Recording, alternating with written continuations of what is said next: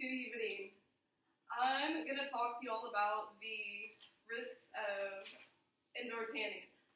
I used to get so irritated when my mom would tell me to put sunscreen on when I went to lay by the pool. And all I could think of was, I don't care if I get burnt. Once I peel, I'm going to look so tan and it's going to look so great. And I also used to get even more irritated with her whenever she would tell me to stay out of the tanning beds when I was at school.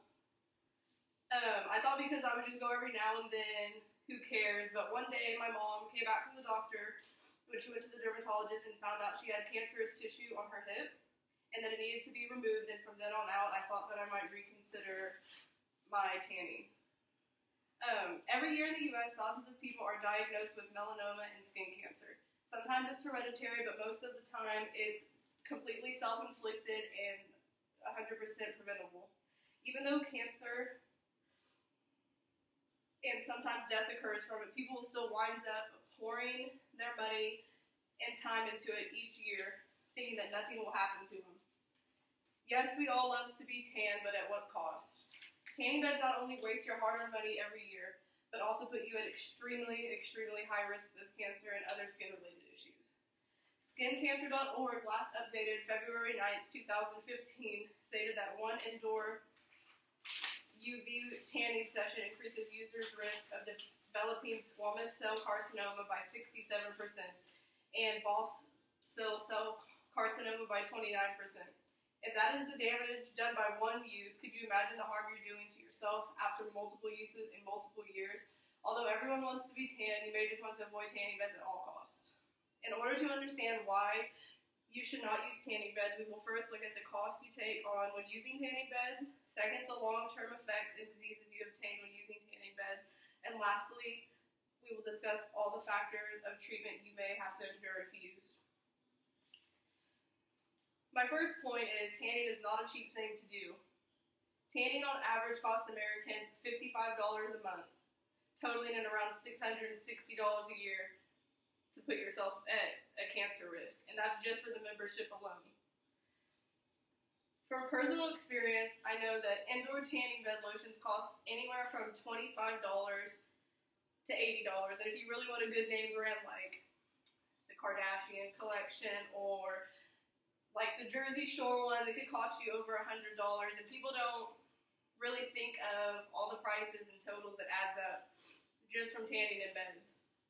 And not only are you paying, probably with lotions and all the other accessories that come with it, nearly to $1,000 a year with it, you're not factoring in the amount of gas that you spend to go to the tanning salons. Yeah, they're close to you and everything, but I mean, they're not just right around the corner. A lot of them are in heavily populated areas, and it's just really a waste of time and gas. So not only are you throwing hundreds of valuable money away each year on tanning, you are also putting yourself at risk for major health issues. The second point that I want to come across is the health risks that you're opening yourself up to when tanning. One of the biggest risks you're putting yourself at is skin cancer. Said on KTRK's 13 Eyewitness News, which aired on the May 14th episode in 2012, as little as 4 sessions a year can increase your risk of developing a non-melanoma skin cancer, which is the basal and squamous cell skin cancer types, by 15% and your risk of melanoma by 11%, and that's only with 4 uses a year.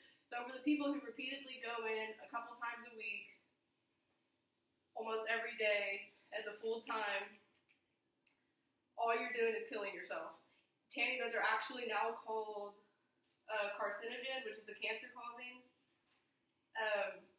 factor. The second biggest risk, while being more rare but still a serious threat, is melanoma. Stated in the January 2013 issue of Women's Health magazine, indoor tanning beds are basically coffins, and melanoma is increasing in women 75% if you're between the ages of 18 and 29. Melanoma's best case scenario, if you get diagnosed with it, would be just a disfigured, ugly scar left on your skin, but the worst case scenario would possibly be death. Not only is it cancer-causing and deadly, but if you do make it through it, you are putting yourself at risk for wrinkles and premature aging, and nobody wants to look like a leather bag. My dad actually once told me that If I continued to tan, then I was going to look like a leather handbag by the age of 30, so that also helped me not want to tan anymore. But you could also develop dark brown spots and moles on your skin, as well again as the leathery texture. Furthermore, if the dangerous risks you are putting yourself up for do not worry, maybe the treatments that come with it will. The treatments for premature aging and wrinkling are mild, but still costly. A dermatologist or plastic surgeon can develop a treatment plan for your type of skin based on your needs. Treatments can include chemical peels, dermabrasion, and skin fillers. The average price for a chemical peel is around $400 for just one treatment. The most common treatments for skin cancer and melanoma are Mohs micrographic surgery, which is when a dermatologist will section your skin with a scalpel, cut it really thin, freeze it off, stain the skin, look at it in a microscope, and if they still see cancer cells, they're going to repeat it till it's gone. The next thing is excisional surgery, which is, I believe, what my mom had done. And they go and they cut out the deepest part of the tumor or skin cancer cell, and they bottle it up and send it off for testing. And the last thing would be radiation, and that's one of the other most common things that you do. And that would maybe take you have to go once a week, and it'd be administered for about a month. So not only is that time consuming, it's very expensive also. And for treatment wise, you can check yourself. All you have to do is full body exams that assure any of your existing spots, freckles, moles, or spots are normal and haven't developed any further or been miscolored. Also check to see if there's new ones. And it will take less than 10 minutes a week to save your life.